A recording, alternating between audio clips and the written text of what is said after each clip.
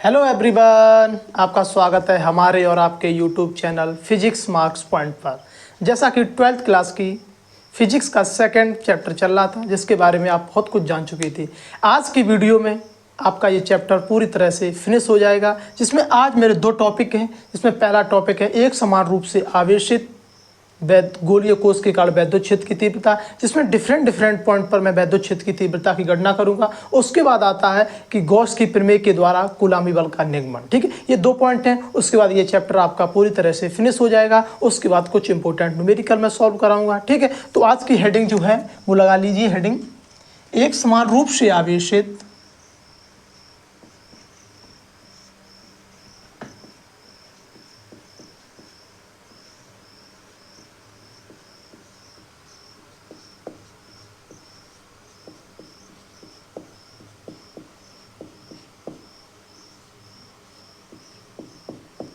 एक समान रूप से आवेशित गोलीय कोश के कारण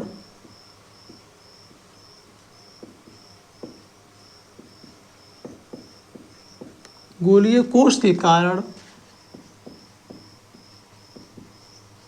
वैद्युत क्षेत्र की तीव्रता।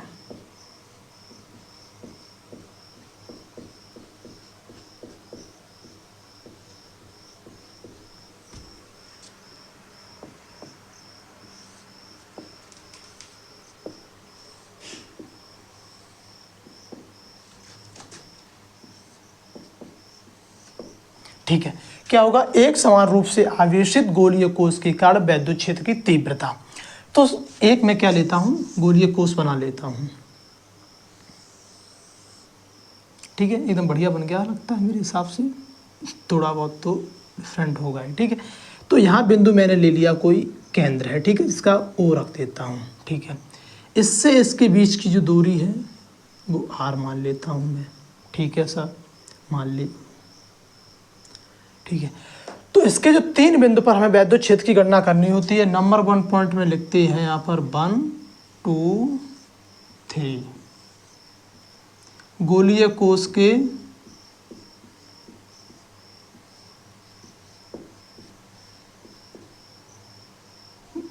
कोश के किसी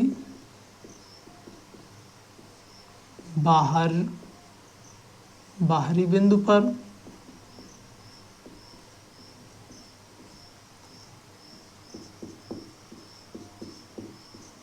गोलीय कोश के सतह पर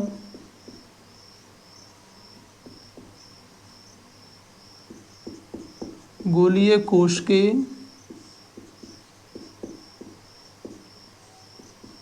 अंदर।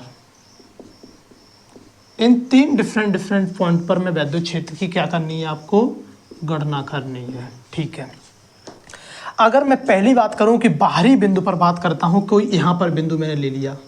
देखिए, एक तो आपको यहां पर वैद्युत क्षेत्र की गणना करिए उसके अंदर बिंदु पर। ठीक है सर, और उसकी सतह पर वैद्युत क्षेत्र की गणना करनी है।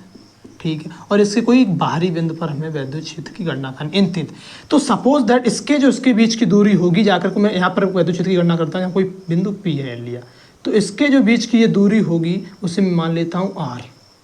बड़ी लेता हूँ, थोड़ी समझ में आए, आर। और गौर से सुनना, ठीक है, आर हो गई। ठीक है, अगर मैं यहाँ पर वैद्युत क्षेत्र की गणना करनी है मुझे इस बिंदु पर, तो हमें कोई ना कोई गॉसियन पृष्ठ तो खींचना पड़ेगा। मैंने क्या कहा था कि किसी भी बिंदु पर अगर गॉस के द्वारा अगर वैद्युत क्षेत्र की तीव्रता आप निकालते हो तो गॉसियन पृष्ठ बंद होना चाहिए, तहाँ पर गॉस की प्रमेय अप्लाई होती है। तो सबसे पहले आपको एक गॉसियन पृष्ठ एक मान लेता हूँ गोलीय कोश के रूप में।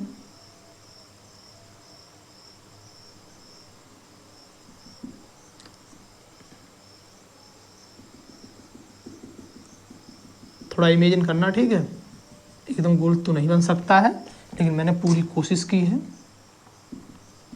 इस कंडीशन से। ठीक है, मान लिया जिसके बीच की त्रिज्या कितनी हो गई, आर हो गई। ठीक है, ये कंडीशन हो गई। तो मुझको क्या करना है कि इस बिंदु पर मैं पहले फ्लक्स निकाल लेता हूं, उसके बाद वैद्युत क्षेत्र की तीव्रता गणना कर लेता हूं। ठीक है, तो आप क्या लिखोगे यहां पर, वैद्युत फ्लक्स।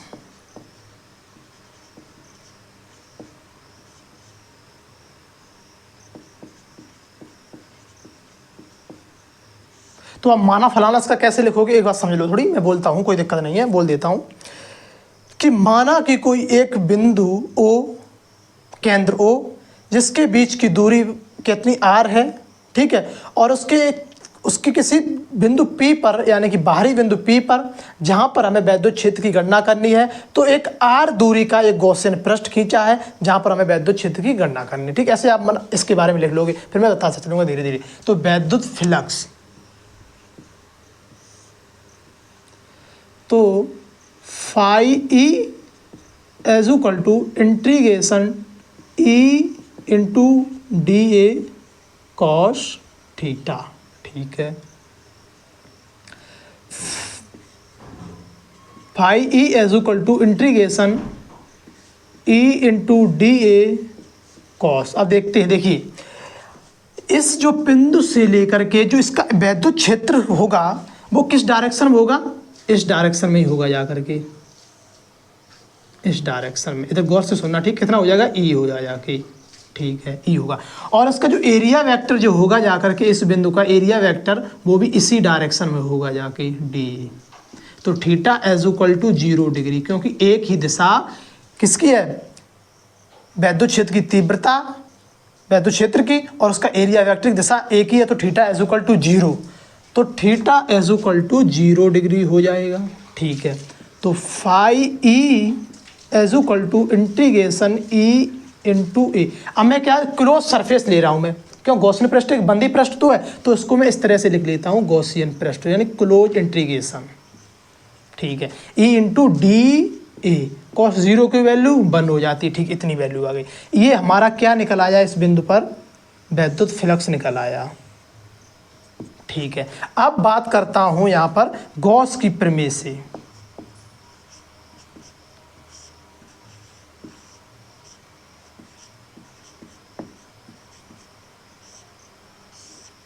हाँ, एक बात मुझे कहनी थी कि आजकल तो इंग्लिश मीडियम का सब कोई पढ़ा देता है, लेकिन हम लोगों की तरफ कोई ध्यान नहीं देता है, क्योंकि हम लोग थोड़े से, जैसे नहीं, किसी माँ बाप की, एक गरीब है और एक अमीर है माँ बाप, तो उनके बेटों को ज़्यादा इज्जत दी जाती है। जगह वैसे ही आजकल यूपी बोर्ड वालों को कम इज्जत दी जाती है, सीबीएसई वालों को, इंग्लिश मीडियम को ज़्यादा वो दी जाती है। तो ऐसा कुछ नहीं है, वो आप लोगों के अंदर भ्रम है एक।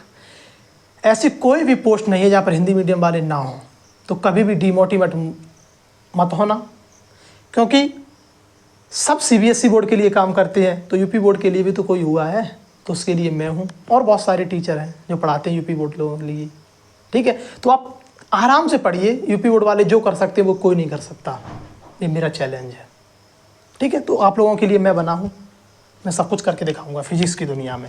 गॉस की प्रमेय लगाता हूँ, तो गॉस की जो प्रमेय होती है वो phi is equal to, phi E मान लेता हूँ, ठीक है, तो E as equal Q upon epsilon naught, यही गॉस की प्रमेय कहती है, ठीक है। तो फाई की जगह मैं रखता हूँ यहाँ पर, इस तरह से लाइन कर लेता हूँ, ठीक है। क्या, फाई की जगह मैं इस वैल्यू को रख देता हूँ integration E into d as equal to, क्यों, फाई की जगह मैं क्या रख सकता हूँ, क्यू अपॉन एप्सिलॉन नॉट रख सकता हूँ, क्यू अपॉन एप्सिलॉन नॉट, ठीक है। आया बिल्कुल समझ में, ठीक है। अगर मैं क्या करता हूँ यहाँ पर E की वैल्यू, यहाँ पर क्या निकालता हूँ मैं, अब मुझे क्या निकालना, वैद्युत क्षेत्र की तीव्रता E निकालनी है, तो समझते हैं,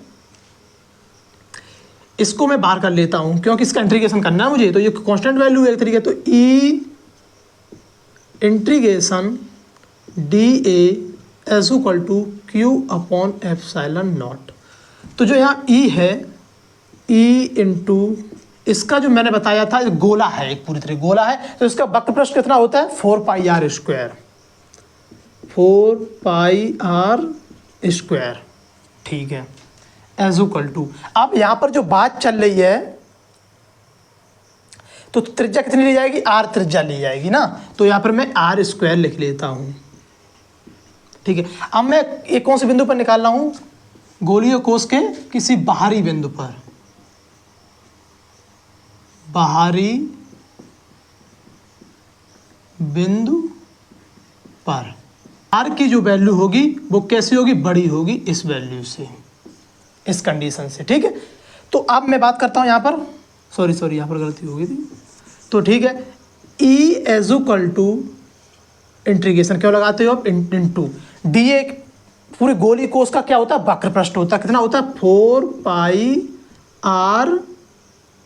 तो आर यहाँ पर कौन सी ली जाएगी, बड़ी आर की बात की, छोटी आर की, सॉरी आर स्क्वायर। क्यों, क्योंकि ये इतनी यहाँ पे निकाला तो ये आर काम कर रही है, तो R square is equal to Q upon epsilon naught. तो ई की वैल्यू हमको चाहिए, तो E as equal to Q upon epsilon naught 4 pi R square. तो इसको लिखना चाहो E as equal to 1 upon 4 pi epsilon naught Q upon R square.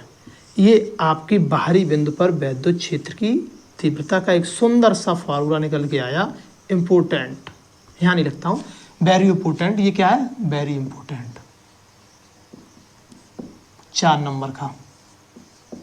ठीक है, ये आपके बाहरी बिंदु पर निकल के आ गई वैद्युत क्षेत्र की तीव्रता पहली बिंदु पर। ठीक है, पहला हमारा सॉल्व हो गया। फटाफट नोट कर लीजिए, मैं साफ करूंगा। ठीक है, आई होप आप लोग नोट कर लिया होगा, मैं साफ कर रहा हूं। ठीक है,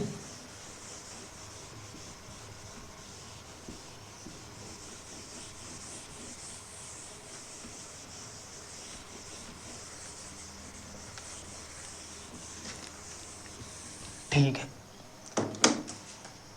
अब क्या बात आ रही कि गोलीय कोश की सतह पर, नंबर 2 पॉइंट में क्या है, गोलीय कोश की सतह पर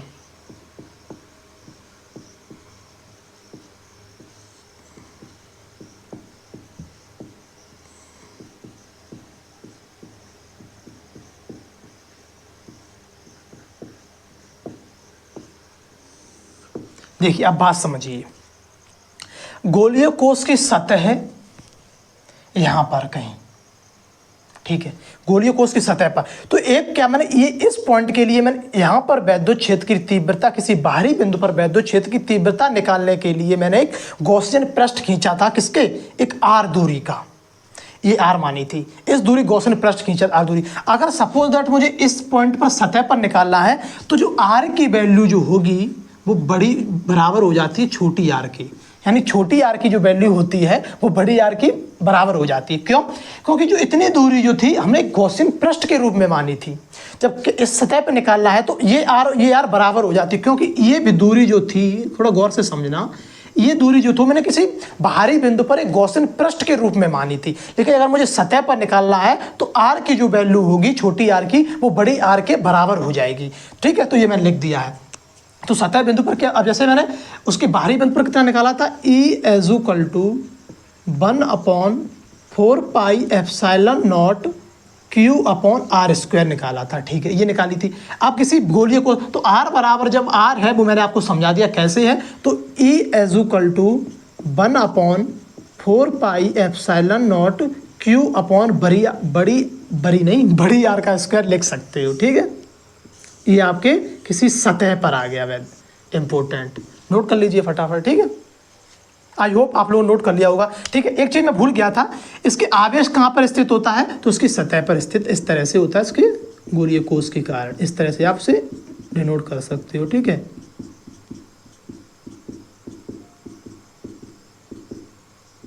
हाँ, एक क्वेश्चन होता है कि जो बोर्ड परीक्षा में क्वेश्चन आता है वो किस किस फॉर्मेट में आता है। एक तो फॉर्मेट में ऐसा है कि एक समान रूप से आवेशित गोलीय कोश के कारण वैद्युत क्षेत्र की तीव्रता, किसी चालक बिंदु के कारण वैद्युत क्षेत्र की तीव्रता, ठीक है, और किसी आवेशित चालक, इस तरह से अलग अलग। आपको घबराना नहीं है, बस आपको ये फॉर्मेट लगाना है। ठीक है, तो आप बात आती है गोलीय कोश के अंदर। ठीक है, तो मैं इसे साफ कर रहा हूं। ठीक है,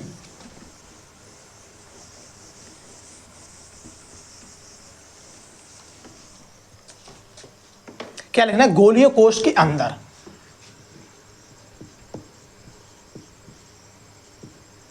गोलीय कोश के अंदर।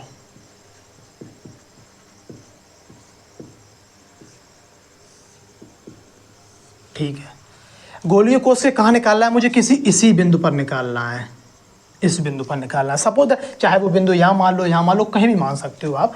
तो उसके लिए आपको क्या करना पड़ेगा, जैसे कि phi E as equal to Q upon epsilon naught होता है। ठीक है सर, तो फाई E की जगह आप क्या लिख सकते हो, integration E into d A cos 0 degree. तो मैंने बताया था कॉस 0 वन होती है, क्योंकि एक ही जगह जो एरिया वेक्टर है, यानी कि एरिया वेक्टर जो है वो भी इसी एक ही डायरेक्शन में, उसी डायरेक्शन में क्या है आपका वैद्युत क्षेत्र है, ठीक है। तो उसकी वैल्यू 0 हो जाए तो इसको मैं हटा ही देता हूँ, ठीक है सर। तो Q अपॉन एप्सिलॉन नॉट, ठीक है। अगर मैं इस जगह पर क्या निकालूँ तो इसकी वैल्यू तो आप E इंटू 4πr², ठीक है।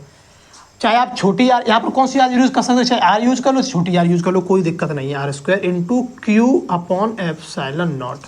एक बात समझिए, E एजुकल टू 1/4πε0 Q/r² लिख लिया मैंने।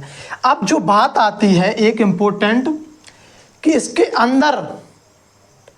अंदर मैंने क्या कहा, इसके सतह पर जो है वो कहाँ पर, इसकी सतह पर आवेशित है, इसकी सतह पर Q आवेश है और इसके बाहरी बिंदु पर इसी का प्रकोप होता है, मैंने बताया था आपको। लेकिन इसके कहीं भी, इसके अंदर कहीं भी आपको आवेश नहीं दिख रहा है, इसके अंदर आपको कहीं भी आवेश नहीं दिख रहा है, अर्थात आवेश का जो मान होगा वो 0 होगा। तो E एजुकल टू दिख रहा है आपको यहाँ पर, चलो मैं ये थोड़ा, Q एजुकल टू 0 किसके, गोले के अंदर,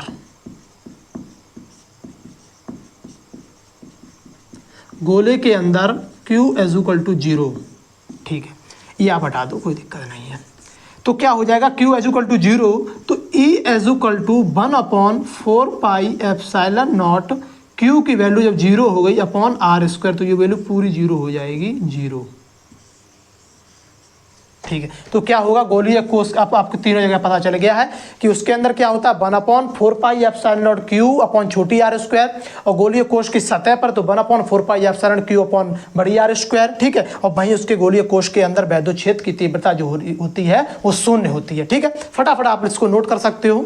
कोई भी डाउट होगा तो आप मेरे साथ कमेंट में शेयर कर सकते हो, ठीक है। क्योंकि इसकी सतह पर जो आवेश उपस्थित है, ना कि इसके अंदर, तो आवेश इसके अंदर की आवेश जो होगा वो 0 हो जाएगा, इसी कारण से मैंने ये लिख दिया, ठीक है। आई होप आप लोगों को ये समझ में आया होगा, ठीक है। नोट कर लिया, ठीक है। मैं साफ कर रहा हूँ, इस भी अच्छे से सिखा पाऊँ।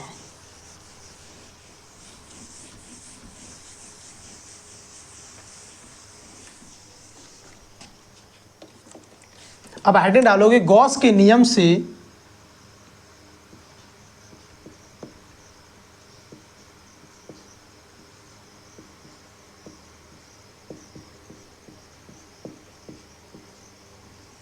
गॉस के नियम से कूलामी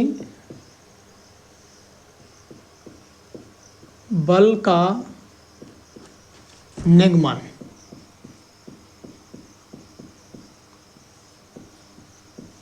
कूलामी बल का निगमन,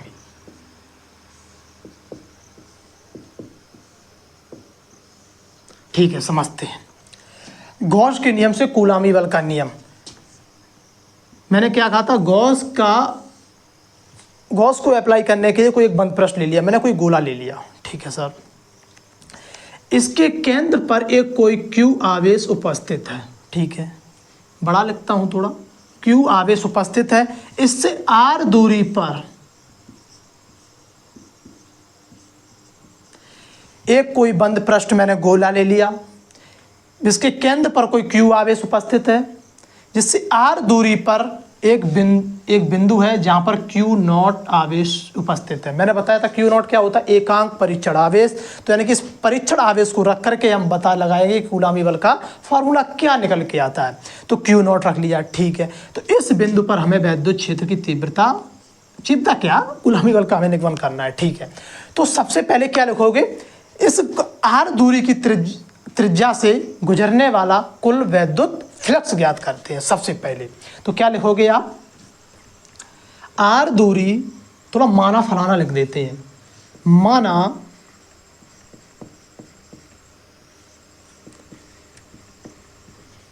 कोई एक बंद गॉसियन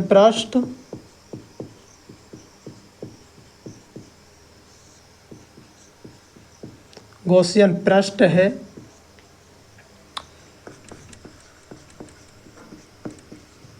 जिसके केंद्र पर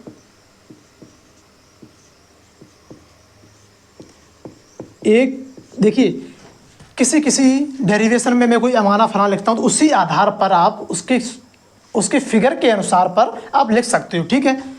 कि माना कोई एक बंद गॉसियन पृष्ठ जिसके केंद्र पर एक Q आवेश उपस्थित है या स्थित है,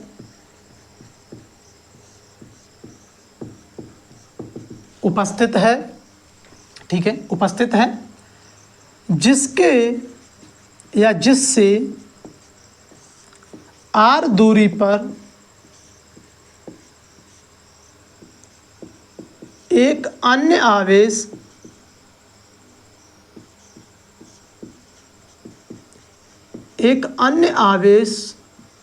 Q0 स्थित है।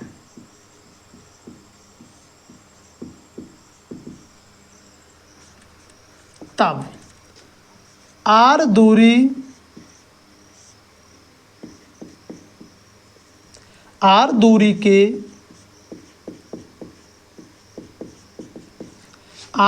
के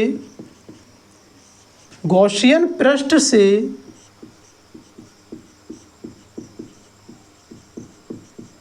गुजरने वाला कुल वैद्युत फ्लक्स, ठीक है। तो r दूरी इतनी है तो Q आवेश है, इसके कारण में इस बंद पृष्ठ से गुजरने वाला कुल वैद्युत फ्लक्स निकालते हैं, ठीक है, इसके आवेश के कारण, ठीक है, इसके कोई मतलब नहीं है मुझे। तो निकलने वाला कुल, तो phi E is equal to integration E into d A cos theta, ठीक है। समझो, इसका जो इतना छोटा सा एरिया ले लिया मैंने, तो इसका जो एरिया वेक्टर होगा वो dA होगा और इसकी जो वैद्युत क्षेत्र की दिशा होगी वो इसी डायरेक्शन में होगी E। तो theta is equal to 0 degree. तो phi E is equal to E integration dA cos 0 की वैल्यू 1, ठीक है। तो phi E is equal to E into 4 pi r square, समझ गए होगे, ठीक है। इसका पृष्ठ, वक्र पृष्ठ, ठीक है, इतना निकल के आया। तो आप लिख सकते हो, ये निकल के आया वैद्युत फ्लक्स निकल के आ गया, ठीक है सर। थोड़ा अच्छी सी लाइन खींचता हूँ एक मैं। अब इस पृष्ठ से अब लिखा, सॉरी, गॉस की प्रमेय लगा दो। अब गॉस की प्रमेय से, गॉस की प्रमेय से, तो phi E is equal to Q upon epsilon naught, phi की वैल्यू रख दो E into 4 pi r square is equal to Q by epsilon naught, ठीक है। तो E is equal to 1 upon 4 pi epsilon naught Q upon r square, इससे गुजरने वाली वैद्युत क्षेत्र की तीव्रता निकल आई। इस पृष्ठ से गुजरने वाली जो वैद्युत क्षेत्र की तीव्रता है वो 1 upon 4 pi epsilon naught Q by r निकल के आ गई, ठीक है। एक बार रुक जाना, मैं देख लो, दिख रहा है आपको, ठीक ठीक, बहुत अच्छा दिख रहा है। वैद्युत क्षेत्र की तीव्रता निकल आई। बहुत गर्मी है, सच बता रही, बहुत ज़्यादा गर्मी है। बस आप लोगों के लिए मेहनत करता रहूँगा मैं। ये हमारी क्या निकल आई, E is equal to 1 upon 4 pi epsilon Q by r वैद्युत क्षेत्र की तीव्रता निकल आई, ठीक है। फटाफट इतना नोट कर लीजिए, मैं साफ करूँगा, ठीक है। जब मैं साइड में हुआ करूँ तो आप वीडियो को रोक करके आप अच्छे से नोट कर सकते हो, ठीक है। आई होप आप लोग नोट कर लिया होगा, मैं साफ कर रहा हूँ इतना।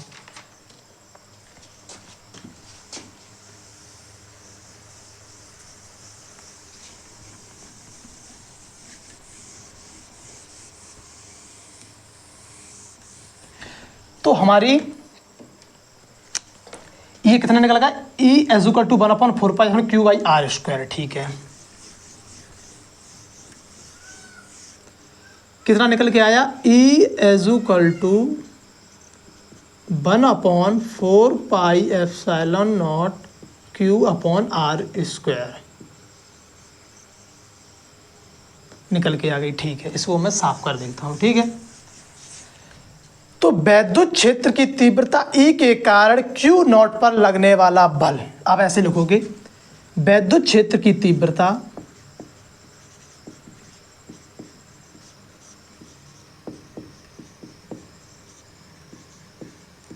वैद्युत क्षेत्र की तीव्रता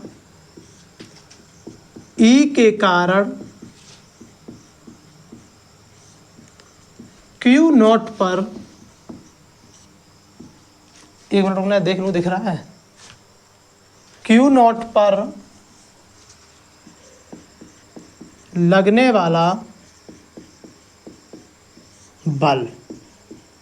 तो मैंने आपको बताया था बल का फार्मूला जो होता है वो क्या होता है, E is equal to F/Q0 होता है ये। तो F is equal to Q0 into E, ठीक है सर, समझ में आ गया। तो F is equal to Q0 into E की वैल्यू ये रखी, इसे इक्वेशन नंबर फर्स्ट मान लेते हैं। तो पुट इन फर्स्ट, ठीक है। तो 1/4πε0 Q/r², ठीक है। एक मिनट रुकना, इस तरह से। तो F is equal to 1/4πε0 Q into Q0/r²। किस किस बच्चे को ये फार्मूला याद आया, किस किस को ये फार्मूला याद आया? सर हमको आ गया। मैंने बताया था किसी एक आवेश Q1 तथा एक आवेश Q2 या फिर अन्य आवेश Q तथा Q0 के बीच लगने वाला जो बल होता है उसी को कूलामी बल कहा जाता है, जिसका फार्मूला होता है EF is equal to 1/4πε0 Q into Q0/r²। अच्छा, दो आवेश होते थे, वहाँ पर Q1 Q2 कर देते, तो यही आपका फार्मूला हो गया कूलामी बल का, जहाँ F अनुक्रमानुपाती है 1/r² के, जहाँ पर F अनुक्रमानुपाती है Q0 के। इति सिद्धम।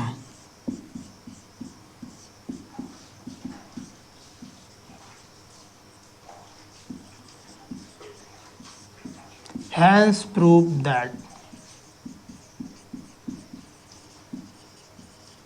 कूलामी बल निकल आया फार्मूला, ठीक है। आई होप आप लोग नोट कर लीजिए इसे,